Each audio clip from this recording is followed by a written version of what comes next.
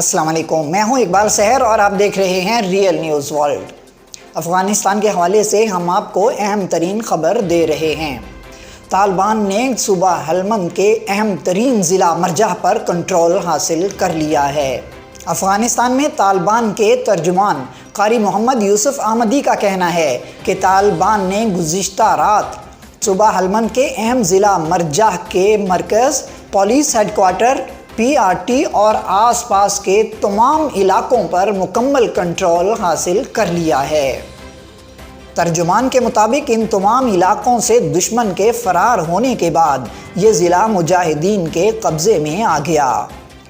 طالبان ترجمان قاری محمد یوسف احمدی نے اپنے بیان میں کہا ہے کہ متعدد گاڑیاں، بہت سا اسلحہ اور گولہ بارود بھی مجاہدین نے اپنے قبضے میں لے لیا۔ ترجمان کے مطابق صوبہ ہلمند ضلع مارجہ کے مرکز سے کٹ پتلی انتظامیہ کے 8 فوجیوں نے مجاہدین کے سامنے ہتھیار ڈال دیے۔ کابل انتظامیہ کے جن فوجیوں نے طالبان کے سامنے ہتھیار ڈالے، ان میں ہارون محمد نذیر، جہادی محمد شاہ، صفی اللہ، نور اللہ، داؤد جان اور آصف خان شامل ہیں۔ طالبان ترجمان ذبیح اللہ مجاہد نے بھی اس مرجہ ضلع پر قبضے کی تصدیق کی ہے۔ واضح رہے کہ اس وقت افغانستان کے 85% حصے پر طالبان کا قبضہ ہے۔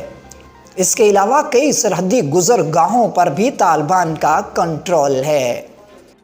مزید اپڈیٹ کے لیے ہمارے ساتھ وابستہ رہیں۔ اگر آپ نے ہمارے چینل کو سبسکرائب نہیں کیا تو کر دیجئے تاکہ ہماری نئی ویڈیوز آپ تک بر وقت پہنچ سکیں۔ مجھے دیجئے اجازت۔ میں ہوں اقبال سحر اور آپ دیکھ رہے تھے ریئل نیوز ورلڈ۔ اسلام زندہ باد، پاکستان پائندہ باد۔